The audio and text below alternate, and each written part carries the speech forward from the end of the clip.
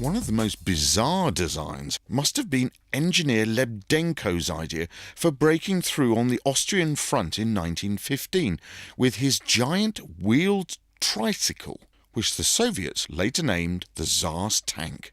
It's basically a giant trike. It's some 30 odd meters high, it's approximately 30 meters long, two giant wheels, spoked wheels at the front, and solid wheels at the rear of the vehicle.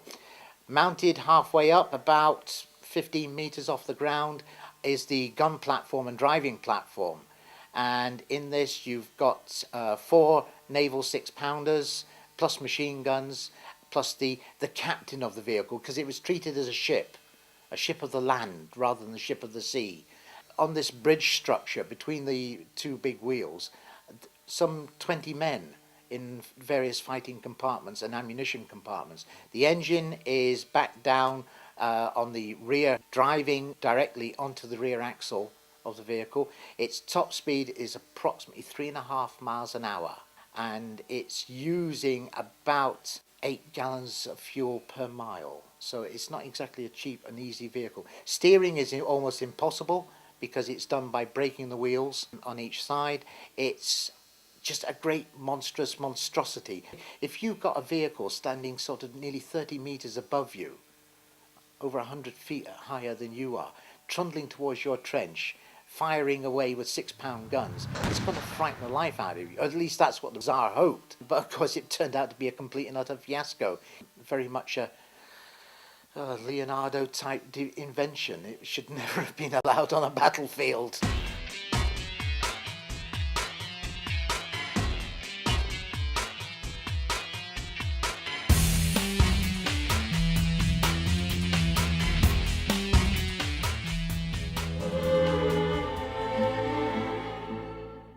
The first tank built in Russia was a reverse-engineered version of the Renault FT-17. At the end of the Great War, the FT-17 was seen as being one of the more revolutionary is probably the wrong word to use, but one of the more modern tanks in service, and it had by that stage adopted the classical configuration of 2 tracks, an armoured body and an armoured turret containing the armament. When you think of the British Mark IV and Mark V tanks, which were basically lozenge-shaped vehicles and which had sponsons on each side with guns in, they were quite archaic. It was realised quite early on that a tank with a rotating turret containing the gun was far more effective.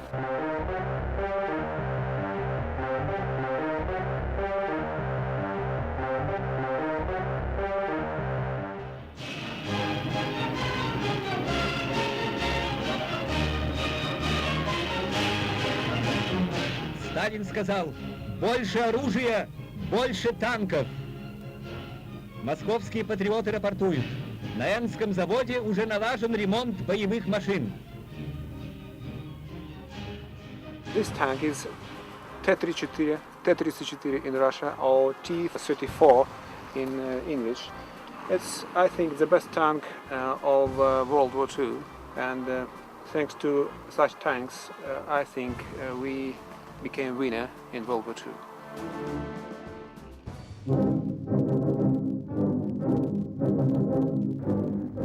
The Battle of Kursk was the focal point of the German Operation Zitadal, which proved to be their last great offensive in the east in the summer of 1943.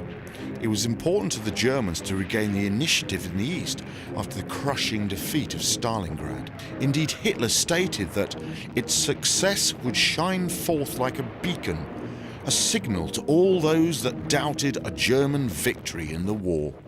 It's a T-34. It's hot and hard work. And the bad side, it's a T-34. It's a splendid machine, absolutely excellent, but just steering's a bit on the heavy side today. Bit of dust? Bit of dust, a little bit of dust. You got the dust there, Clive?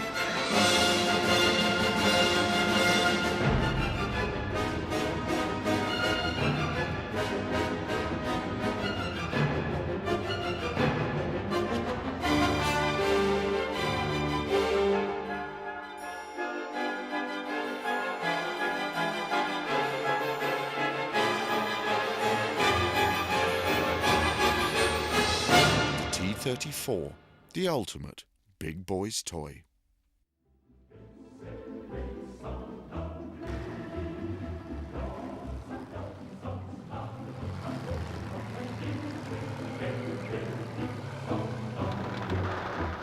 T-54 did have a hull-mounted machine gun, 790 machine gun, that was still carried on onto the T-55s. But after the first few hundred were produced, they decided to stop. The idea is the driver's got enough to do in the tank anyway, because all the controls in T-55 are all manual. There's no power assistance, hydraulics, nothing. It's physical strength. Someone who isn't strong couldn't drive one.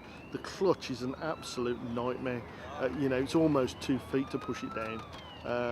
You can't ride the clutch at all. You must take your foot straight off the clutch, otherwise you'll burn the engine clutches out, the metal on metal clutches. There's lots of things about the tank that is reliable if you know how to use it, but if you don't know how to use it, you will break it. But if you use it properly, they're good tanks.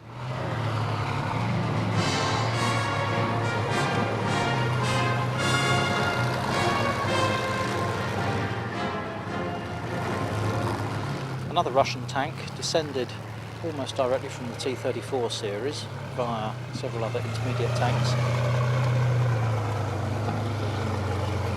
The immediate successor to the T-54 carries a 100mm cannon, as used in the Su-100, the D-10, which was originally a piece of naval artillery.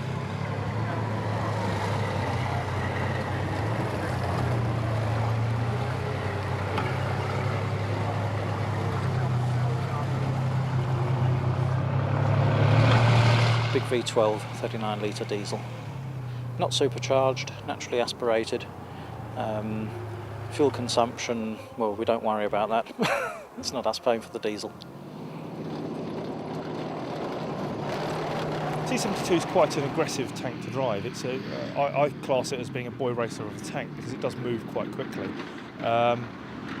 Being that it has quite a fast engine in it, it does manoeuvre quite happily over wide spaces. When you get into tight spaces, it can be quite a bit of a difficulty in moving and manoeuvring it about.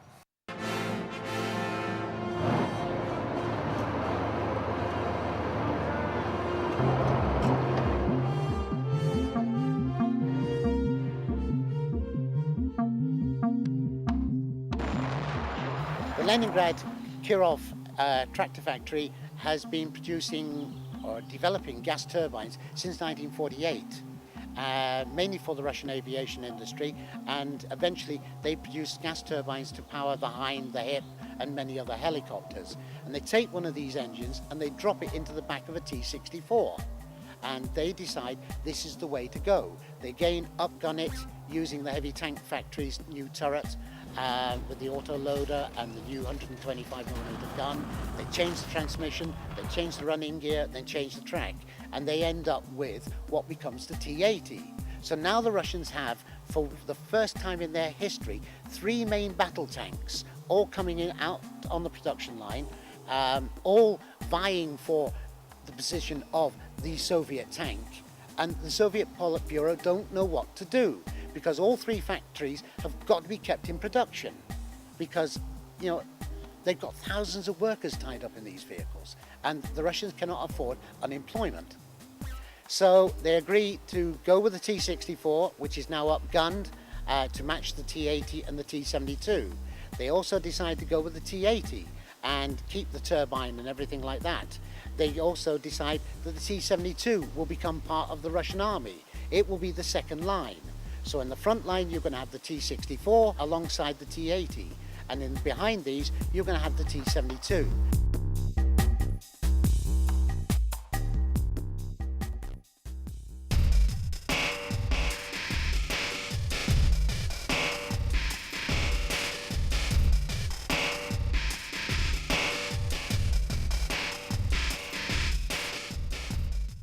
The Soviets, having got 3 main battle tanks on the battle area, they now need to standardize. This is all against the ethos of the Russian army. They usually have a set piece of equipment, like the AK-47, which dominates the Russian army, the MiG, which dominates the Russian Air Force. And in the tank world, they need to do this. They've got to get rid of the T-64, the T-80, and the T-72. They've got to standardize. And in 2002, what the Soviets say is, we are going to develop a new tank. And along comes the T-90, And all they've really done is taken the best parts from the T-64, the T-80 and the T-72, pull them all together in one lump, and they've produced the T-90. And the T-90 is now slowly coming into Soviet service as their main battle tank. It will replace all the others eventually, but because of the economic constraints placed upon the Soviet army, they're only buying about 180 tanks a year. Now, considering the Soviet army's got over 4,000, this is going to take them a long time to get standardization within the Soviet army, which will cut down on the number of spare parts, it'll cut down on all the different training and many other things, and will give the Soviet army exactly what it wants: standardization, simplicity.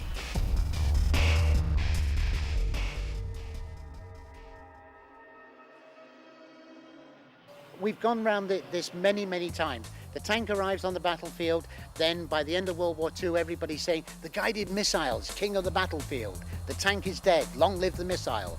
By 1960, everybody's saying, oh, hang on, no, it's not. Missiles aren't that great. And once we fire them, what do? So then the tank comes back again.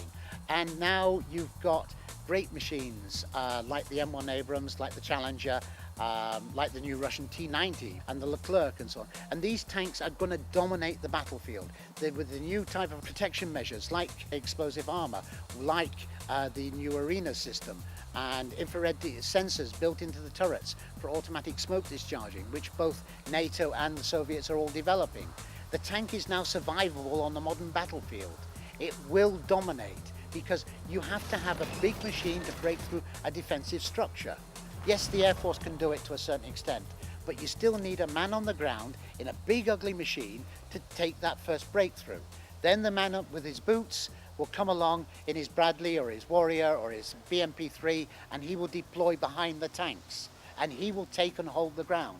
But he needs that big machine up front, because if he runs into a guy who happens to have a 20mm cannon on a Toyota pickup, he is very vulnerable.